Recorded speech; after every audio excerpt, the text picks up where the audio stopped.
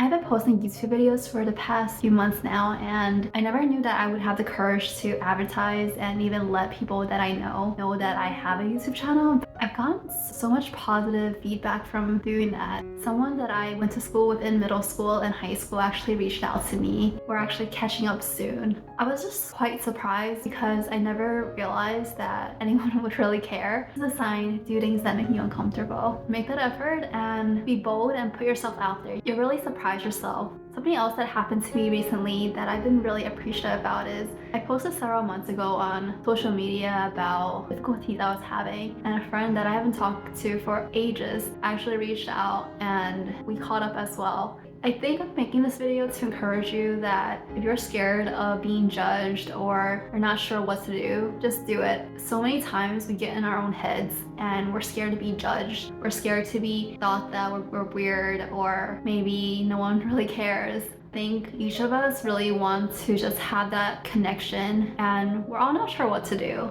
Unfortunately, we're no longer in high school where I think friendships were a lot easier to maintain. We had similar classes, same schedules, and we had a common place of meeting. And right now, as an adult, building friendships take so much more intention. We're all busy with our own lives, our own challenges that we have, and our own struggles.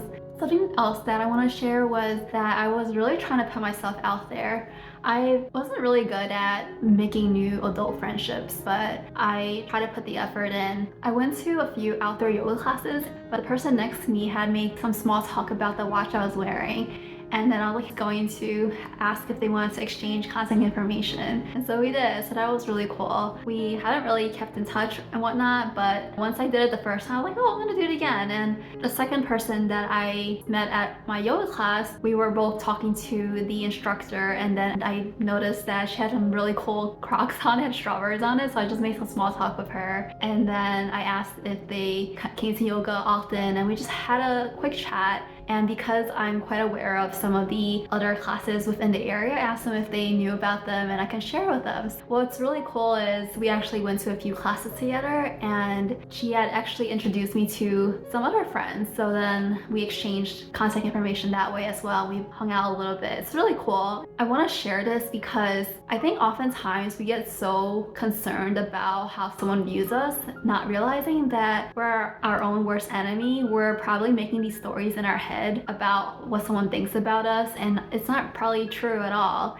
It's definitely nerve-wracking because we don't like rejection, right? That's normal. And I think as children, it was so easy to not think about those things because now as adults, we've been in this world a little longer and fear of rejection is normal. I would encourage you, if you want to build a community, meet new friends, take that effort and reach out and see what friends you may make. Another thing that I've been doing is I joined a neighborhood book club, which has been really fun. I went to one of the first meetups and there's one coming up, so definitely really cool things and cool ways of meeting new people. Not really sure exactly where this video is going, but I definitely wanted to talk about it because I realized I got in my own way of some of these things. Sometimes I'm so fearful of being judged that I just don't do anything. Then I'm left wondering, oh no, I'm kind of lonely, or I wish I had more people to connect with. As someone who is very social and really enjoys making those connections with others, I think that it's been a really huge benefit for me. If you're more introverted and you like to have your own space, understood.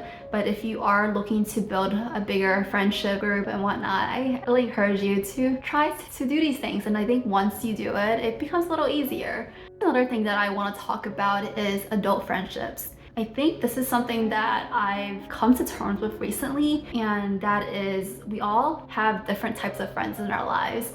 I think that it's so important because for the longest times, I couldn't quite grapple with kind of the people in my life. I think that I probably maybe heard on a podcast or maybe a video where someone was talking about it, where there might be different types of friends. We have our childhood friends who kind of watched us grow up. We grew up with them and they hold near and dear to our hearts because there are some just nostalgic kind of memories we have with them, and that bond is so hard to replace. Perhaps perhaps we went to middle school with them, maybe high school, and even college, and those are our childhood friends. For childhood friends, typically I would say values may align or we have similar viewpoints, and that's how you build that connection. I'm really appreciative of my childhood friends that I still keep in touch with. Next up, we have friends we perhaps met from work, and those are the friends that we see on a daily basis because we work with them. I think this was really hard for me, but a lot of the times when I was working, I didn't have a lot of people in my age group. I will say that work friends also take intention to build that friendship. I'm very fortunate that there are several people that I still keep in contact with that I no longer work with, but I consider them my dear friends. These folks could have similar interests if you like. Maybe you do something together, like for example, some of my work friends, we take yoga class together and we just kind of like chat and talk about life and things like that. One of my work friends also has a dog, so we might talk about that. So that's really kind of those work friends where you meet them at work and hopefully you still keep in touch. I think for me, the hardest part was realizing that some people, when you have work friends, that relationship ends once you leave the job. I think because I like to extend my friendship and keep that going, it was really hard for me to accept that some people just don't want to talk anymore if you don't have the same job, and that's okay.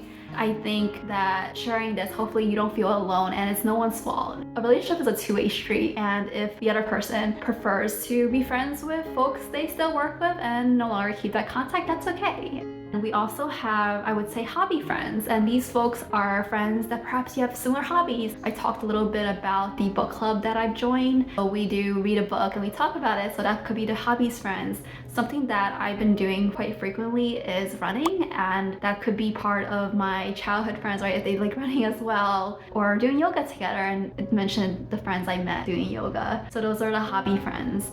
Of course, there's also mutual friends that you meet from other people, and those are probably typically a little bit easier to make that friendship and build that friendships. For example, one of my really good friends from high school, I met someone else and their partner, and we actually hung out a few times, and those relationships are a little bit easier to get into just because you already have that connection, which is that common friend group, and then you can try to extend that friendship by, you know, hanging out with them and whatnot. But those are my thoughts about friendships, and I know that adult friendships are very difficult and it can be quite complex, so they may fall into different categories. Perhaps there's a category I missed. Let me know if I did. I wanted to share this because I think that we all are seeking companionship and a community. I think that if we get outside of our minds a little bit and try to build that friendships all take work. And I think that we'll be happier if we kind of understand that. But also, of course, again, like I mentioned earlier, relationships are two-way streets. So it really has to be effort on both ends to keep that friendship going.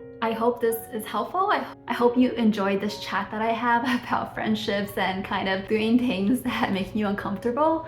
Hopefully this inspired you in some way. If you made it this far, please give me a thumbs up. If you have anything that you want to share with me, please comment below. I look forward to seeing you again soon. So if you haven't subscribed, please subscribe, and I'll talk to you soon. Thank you. Bye.